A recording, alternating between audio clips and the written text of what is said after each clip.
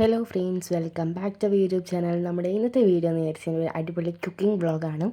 അപ്പം നമ്മൾ ഇന്ന് ഉണ്ടാക്കാൻ പോകുന്നൊരു മസാല ബോണ്ടയാണ്. അപ്പം തുടങ്ങുന്നതിന് മുന്നേ എല്ലാവരും ചാനൽ ഇതുവരെ സബ്സ്ക്രൈബ് ചെയ്തിട്ടുണ്ടെങ്കിൽ പ്ലീസ് ഒന്ന് സബ്സ്ക്രൈബ് ചെയ്യുക. പിന്നെ ലൈക്ക് ചെയ്യുക, ഷെയർ ചെയ്യുക, നിങ്ങളുടെ അഭിപ്രായങ്ങൾ കമൻറ്റ് ചെയ്യുക. പിന്നെ എന്തെങ്കിലും ഒന്ന് ട്രൈ ചെയ്ത് നോക്കണം കേട്ടോ. എന്നിട്ട് നിങ്ങളുടെ അഭിപ്രായങ്ങൾ കമൻറ്റ് ചെയ്യുക. ആദ്യം തന്നെ നമ്മൾ എടുക്കുന്നത് കടലമാവാണ് കേട്ടോ. കടലമാവ് എടുക്കുന്നുണ്ട്. അതിലോട്ടേക്ക് ആവശ്യത്തിന് അരിപ്പൊടിയാണ് ചേർത്ത് കൊടുക്കുന്നത് കേട്ടോ. ആവശ്യത്തിന് അരിപ്പൊടി. നമ്മളെ വീട്ടിലുള്ള മെമ്പേഴ്സിൻ്റെ എണ്ണം അനുസരിച്ചിട്ട് നമുക്ക് കൂട്ടുകയും കുറക്കുകയും ചെയ്യാം. പിന്നെ നമ്മൾ ഇടുന്നത് ബേക്കിംഗ് സോഡയാണ് കേട്ടോ. കുറച്ച് ബേക്കിംഗ് സോഡ കൂടിയിട്ട് നമ്മൾ നന്നായിട്ട് മിക്സ് ചെയ്യുകയാണ്. ഇനി നമുക്കിതിലോട്ട് ചേർക്കേണ്ടത് മൈദപ്പൊടിയാണ്. നമ്മളപ്പോൾ ഒരു 2 ടേബിൾ സ്പൂൺ മൈദപ്പൊടി ഇവിടെ ചേർക്കുന്നുണ്ട് കേട്ടോ. അപ്പോൾ 2 ടേബിൾ സ്പൂൺ മൈദപ്പൊടി കൂടി ചേർത്തിട്ട് നമുക്കിത് നന്നായിട്ട് മിക്സ് ചെയ്തെടുത്തിട്ടുണ്ട്. ഇനി അതിലോട്ട് നമുക്ക് മുളക് പൊടി നമ്മളുടെ എരിവിനനുസരിച്ച്, പിന്നെ മഞ്ഞൾ പൊടി, പിന്നെ ഇത് കായപ്പൊടിയാണ് കേട്ടോ. കായപ്പൊടി പിന്നെ ഉപ്പും കൂടി ഇട്ടിട്ട് നമുക്ക് നന്നായിട്ട് ഇതിനൊന്ന് മിക്സ് ചെയ്ത് സെറ്റാക്കി എടുക്കാം കേട്ടോ. അപ്പോൾ എല്ലാവരും ഇതൊന്ന് ട്രൈ ചെയ്ത് നോക്കണം. അപ്പം നിങ്ങൾ എന്നെ സപ്പോർട്ട് ചെയ്യുന്നു എന്ന് എനിക്കറിയാൻ വേണ്ടി എല്ലാവരും ചാനലൊന്ന് സബ്സ്ക്രൈബ് ചെയ്യണേ. അപ്പം നമുക്കിത് കുഴച്ചെടുക്കാൻ ആവശ്യമായ മാവാക്കാനുള്ള വെള്ളം എടുത്തിട്ടുണ്ട്.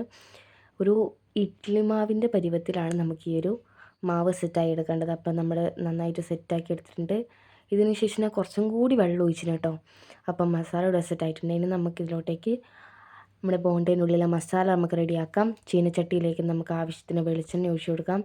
എനിക്കിവിടെ ചെറിയൊരു അബദ്ധം പറ്റിയിരുന്നു. ഞാൻ വെള്ളം വറ്റിയെന്ന് വെച്ചിട്ടായിരുന്നു വെളിച്ചെണ്ണ ഒഴിച്ചത്. പിന്നെയാണ് മനസ്സിലായത് വറ്റിയിട്ടില്ല എന്ന്. അപ്പം പൊട്ടിത്തെറിയൊക്കെ ഉണ്ടായിരുന്നു. അപ്പം വെളിച്ചെണ്ണ ഒഴിച്ച് പിന്നെ നമ്മുടെ പെരുംജീരകം ഇടാണ് കേട്ടോ. പെരുംജീരകം എനിക്ക് പെരുംജീരകം ഇഷ്ടമായതുകൊണ്ട് കുറച്ച് കൂടുതൽ ഞാൻ ആഡ് ചെയ്ത് കൊടുത്തിട്ടുണ്ട് കേട്ടോ. അപ്പം പെരുംജീരകവും കൂടി ഇട്ടിട്ട് നമുക്കിതിലോട്ടേക്ക് അരിഞ്ഞ് വെച്ച ഇഞ്ചി, പിന്നെ വെളുത്തുള്ളി കേട്ടോ. വെളുത്തുള്ളി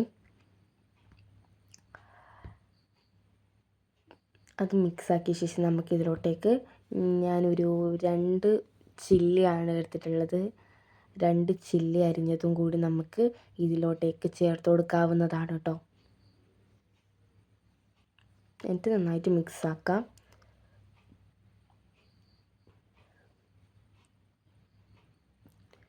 ഇനി നമുക്ക് ഇതിലോട്ടേക്ക് ഞാനൊരു ഉള്ളിയാണ് എടുത്തത്. നിങ്ങൾക്ക് അളവനുസരിച്ച് കൂട്ടും കുറക്കും ചെയ്യാം.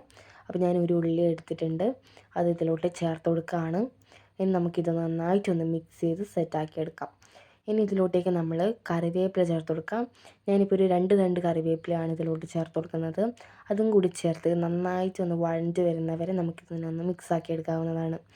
ഇനി നമുക്ക് ഇതിലേക്ക് ആവശ്യത്തിന് മുളക് പൊടി കൂടാൻ പാടില്ല. ഞാനിട്ടപ്പോൾ കുറച്ച് കൂടിപ്പോയായിരുന്നു, അതുകൊണ്ടാണ് പറയുന്നത്. ഇനി നമുക്ക് മഞ്ഞൾപ്പൊടി പിന്നെ നന്നായിട്ടൊന്ന് മിക്സാക്കാം. ഇനി നമ്മൾ അതിലോട്ട് ചേർക്കുന്നത് ഗരം മസാലയാണ് കേട്ടോ. ഗരം മസാലയും ഉപ്പും കൂടി ചേർക്കുകയാണ്. എന്നിട്ട് അതിലേക്ക് നമുക്ക് സ്മാഷ്ഡ് പൊട്ടാറ്റോ ചേർക്കാവുന്നതാണ്. നമ്മൾ നന്നായിട്ട് ഉടച്ചെടുത്ത സ്മാഷ്ഡ് പൊട്ടാറ്റോ ഇനി നമുക്ക് നമ്മൾ ഉണ്ടാക്കി വെച്ച മസാലയിലോട്ട് ചേർത്തിട്ട് നല്ല രീതിക്ക് സെറ്റാക്കി എടുക്കാം കേട്ടോ. നന്നായിട്ട് മിക്സ് ചെയ്ത് നല്ല മസാലയാക്കി എടുക്കണം. അപ്പോൾ ഇതാ നമ്മുടെ മസാല ഇവിടെ റെഡി ആയിട്ടുണ്ടെങ്കിൽ നമുക്ക് തണിയാൻ വേണ്ടി മാറ്റി വെക്കാം. തണിഞ്ഞതിന് ശേഷം ഞാൻ ഇതൊരു ഉരുളകളാക്കിയിട്ടുണ്ട്. ഞാൻ കുഞ്ഞുരുളകളാണ് ഉണ്ടാക്കിയെടുത്തത്. നമുക്ക് ചീനച്ചട്ടി വെച്ച് അതിലോട്ടേക്ക് ആവശ്യത്തിന് വെളിച്ചെണ്ണ കൂടി ഒഴിക്കാം. ഇത് പൊരിക്കാൻ ആവശ്യമുള്ള വെളിച്ചെണ്ണ. ഞാൻ അധികം വെളിച്ചെണ്ണ യൂസ് ആക്കുന്നില്ല. ഇനി നമ്മൾ ഉണ്ടാക്കിയ ചായത്ത മാവും പിന്നെ മസാലയും എടുത്തിട്ടുണ്ട്. ആ മസാല എടുക്കുക, നമ്മുടെ മാവിലോട്ട് മുക്കിയിട്ട് നന്നായിട്ട് പൊരിച്ചെടുക്കാം കേട്ടോ. നല്ല സെറ്റായിട്ട് പൊരിച്ചെടുക്കണം. അപ്പം നന്നായിട്ട് ആക്കിയെടുത്തതിന് ശേഷം നമുക്ക് ഇതിലോട്ടേക്ക് ചേർക്കാവുന്നതാണ്. അപ്പോഴും അടുത്തൊരു കിടി മനസ്സിലായി. എണ്ണ ചൂടായിട്ടില്ലായിരുന്നു. നമുക്ക് അടുത്തത് ഇതുപോലെ ഒന്ന് വറുത്തെടുത്തിട്ട് വരാം കേട്ടോ. അപ്പോൾ നമ്മുടെ ബോണ്ടി ഇത് അവിടെ റെഡി ആയിട്ടുണ്ട്. നമ്മൾ സോസും കൂട്ടി കഴിക്കാനൊക്കെ സെറ്റായിട്ടുണ്ടായിരുന്നു.